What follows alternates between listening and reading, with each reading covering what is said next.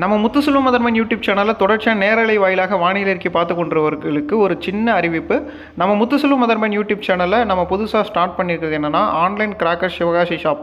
இது எதுக்குன்னா காற்று மாசுபாடு இல்லாத தீபாவளியை நம்ம கொண்டாடணும் அப்படின்றதுக்காக நம்ம ஸ்டார்ட் பண்ணியிருக்கோம். ஸோ இந்த கிராக்கர்ஸ் எல்லாமே இயற்கையோட சமநிலையும் உங்களுடைய குழந்தைகள் அண்டு நீங்கள் வெடிக்கிறீங்கன்னா உங்களுக்கு எந்த ஒரு சைடு எஃபெக்ட் இல்லாத ஒரு கிராக்கர்ஸை தான் இவங்க சேல்ஸ் பண்ணிக்கிட்டு இருக்காங்க.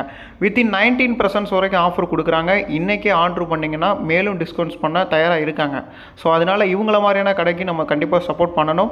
சிவகாசியில் இந்த மாதிரியான பட்டாசுகளுக்கு வரவேற்பும் கொடுக்கணும் அப்படின்றத தெரிவித்துக்கொண்டு நம்ம தொடர்ச்சியாக நேரலை அறிக்கை பார்க்கலாம். தற்போது நிலவரப்படி நம்ம ஏற்கனவே சொல்லிட்டு வந்தால் தான் நேரலையில் மதுரை, விருதுநகர், தேனி மாவட்டங்களில் தற்போது பரவலாக மழை பெய்து கொண்டிருக்கிறது. மேலும் வரக்கூடிய மணி நேரங்களில் தமிழ்நாட்டில் பெரும்பாலான இடங்களில் நல்ல மழைக்கான வாய்ப்புகள் காணப்படுது. தற்போது நிலவரப்படி அரபிக்கடல் பகுதியில் குறைந்த காற்றழுத்த தாழ்வு நிலை உருவாகிவிட்டது. அடுத்த 24 மணி நேரத்தில் குறைந்த காற்றழுத்த தாழ்வு பகுதியாக மாறுவதற்கான வாய்ப்பு இருக்குது. ஏற்கனவே பார்த்திங்கன்னா நிறைய பேர் கேட்டிருந்தீங்க, இந்த கமெண்ட் செக்ஷன்லேயும் லைவ் சாட்டில் கேட்டுகிட்டே வரீங்க. நான் எல்லா லைவ் சாட் கமெண்ட்ஸையும் பார்த்துட்டு தான் இருக்கேன். ஸோ எல்லோரும் கேட்குறது என்னென்னா, இந்த காற்றழுத்த தாழ்வு பகுதியினால் தமிழ்நாட்டில் எந்த அளவுக்கு மழை கிடைக்கும் அப்படின்ற விஷயங்களை கேட்டுட்டு வரீங்க.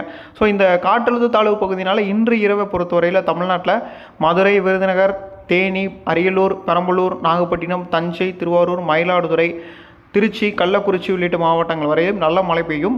அதே மாதிரி சேலம், ஈரோடு மாவட்டங்களிலும் இன்று இரவு நல்ல மழையை எதிர்பார்க்கலாம். எப்படியுமே பார்த்திங்கன்னா அரபிக்கடலில் ஒரு காற்றழுத்த தாழ்வு பகுதி இருக்குன்னா அது முதல்ல வலுவான காற்று எங்கே எடுக்கும் அப்படின்னா டெல்டா மாவட்டங்கள் வழியாக எடுக்கும். அது எந்த பொசிஷனில் இருக்கோ அதை பொறுத்து. இப்போது பார்த்திங்கன்னா டெல்டா மாவட்டங்கள் வழியாக அந்த நார்த் ஈஸ்ட் விண்டு வருது.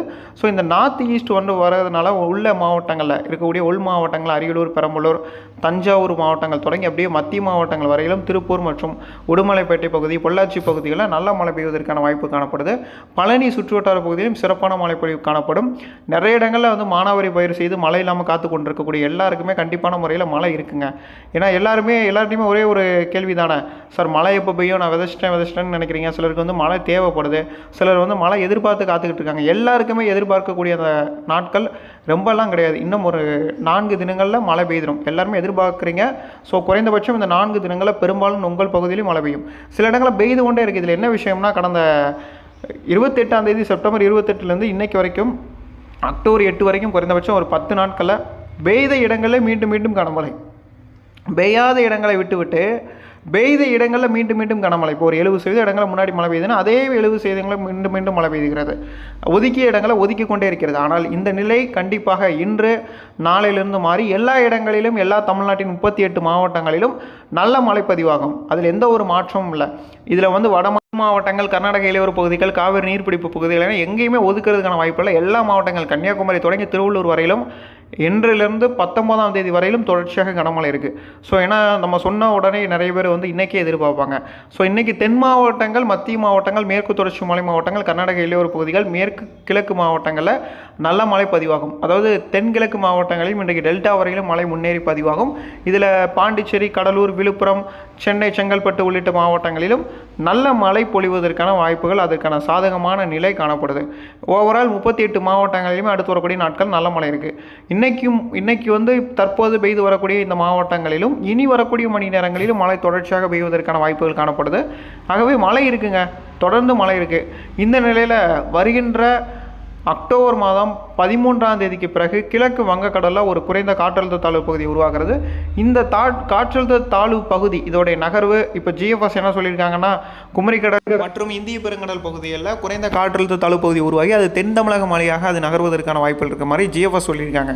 ECMWF என்ன சொல்லியிருக்காங்கன்னா, வங்கக்கடல் பகுதியில் குறைந்த காற்றழுத்த தாழ்வு பகுதி உருவாகி அது சென்னையை நோக்கி நகரும் அப்படின்ற மாதிரி ஷோ பண்ணியிருக்காங்க. இந்த 2 சிஸ்டமே ஒரே நிகழ்வு தான்.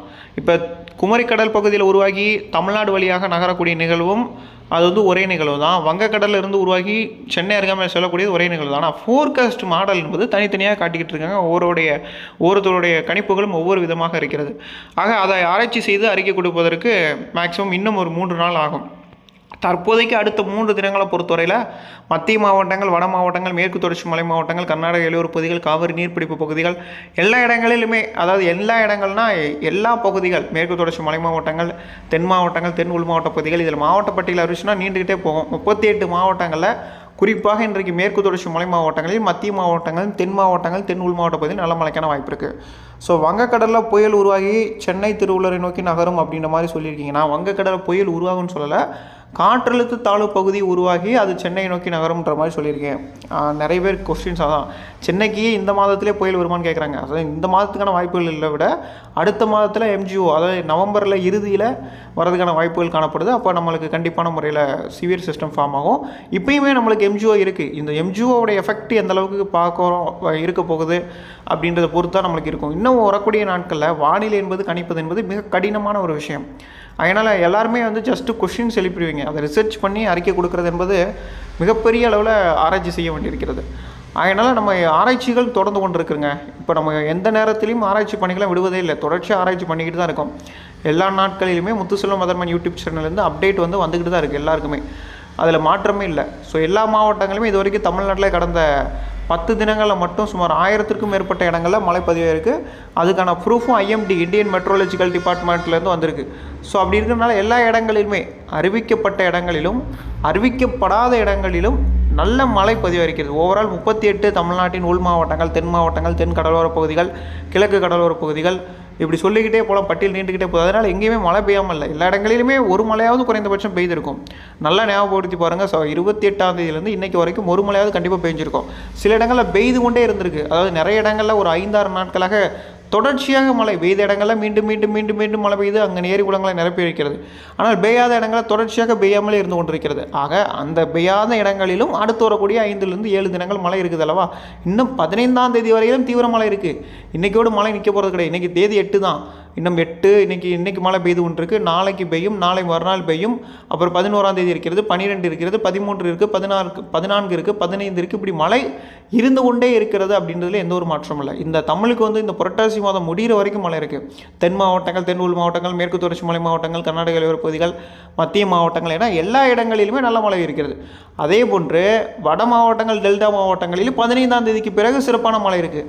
ஆக மீண்டும் மீண்டும் மழை இருக்குங்க, அதில் எந்த ஒரு மாற்றமும் இல்லை. இந்த மாதம் பொறுத்தவரையில் வருகின்ற 19-20 வரையிலும் தமிழ்நாடு எங்கும் பரவலாக மழை தொடர்ச்சியாக பெய்யும் வகையில் அமைகிறது.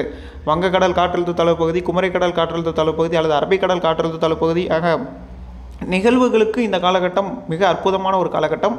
MGO கரெக்டான டைமில் இந்த ஆண்டு சரியான விதைப்பு விவசாயிகள், அதாவது மானாவாரி மற்றும் எல்லா விவசாயிகளுக்கும் சரியான ஒரு காலகட்டம் இது. விதைத்திருங்க, இன்னும் விதைக்கலைன்னா விதைச்சு கொள்ளுங்க. ஏன்னா நல்ல மழை இருக்குங்க. இதுக்கு ஏற்கனவே நான் சொல்லிட்டேன், செப்டம்பர் 25ஆம் தேதியே நான் விதைக்க சொன்னேன்.